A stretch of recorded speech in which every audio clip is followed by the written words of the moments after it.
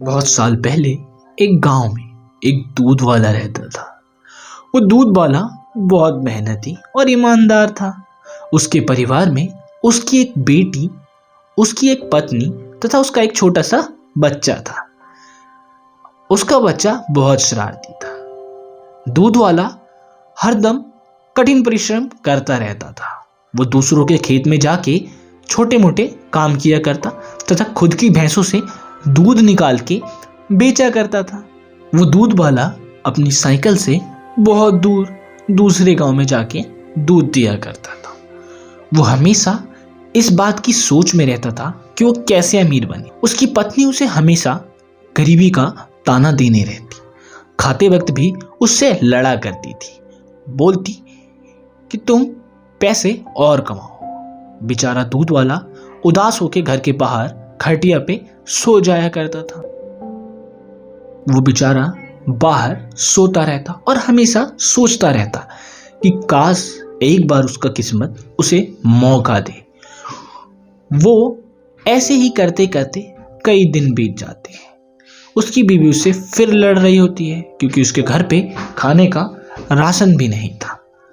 परंतु उस दूध वाले को यह बात बहुत बुरी लगती। वो उदास होकर के भगवान के पास रोता हुआ जाता है।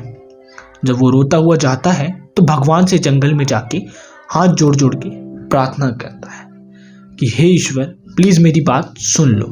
पर उसकी कोई नहीं सुनता और वो अचानक से एक पत्थर से टकरा के गिर जाता है। वो जैसे ही देखता है तो ये पत्थर नहीं, मटका था। वो उस मटके को उठाता है जिसमें बहुत सारे सोने चांदी थे और वहां से भाग के अपने घर जाता है। आज तो किस्मत समझ गई, अरे तुम्हें ये क्या मिला है, कहां से लाए, ये क्या चीज है, और इतना सारा सोना। ये सब देख के उसका परिवार बहुत खुश होता है। उसका बच्चा सो रहा था, उसे कुछ समझ नहीं आता है। दूध वाला ये सब पाके बहुत खुश था।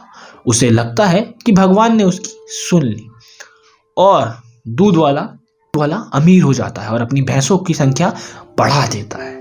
वो और ज्यादा दूध निकाल के और ज्यादा बेच के पैसे कमाता है। ऐसा करते करते सब चीज बढ़िया चल रहा था। वो एक बढ़िया सा घर बना लेता है और गांव का सबसे धनी व्यक्ति बन जाता है क्योंकि उसके पास बहुत ज्यादा सोने के सिक्के आ गए थे। सब लोग उसके घर में खुश हैं। उसका बच्चा बहुत इंजॉय करता है। समय के बीतने के बाद दूध वाले को एक बात समझ नहीं आ रही होती है कि इतना सारा सोना आया कहां से, और अचानक उसी रात दूध वाला मर जाता है। ये देख के उसकी बीवी खूब रोती है। उसका बच्चा भी छोटा था, उसे कुछ समझ नहीं आता। उसकी पत्नी उसका अंतिम संस्कार कर देती है। तभी आकाश में से एक आकाशवाणी होती है और उसकी पत्नी को ये बात समझ में आती है कि उसकी मृत्यु का कारण उसको मिला हुआ एक मटका है।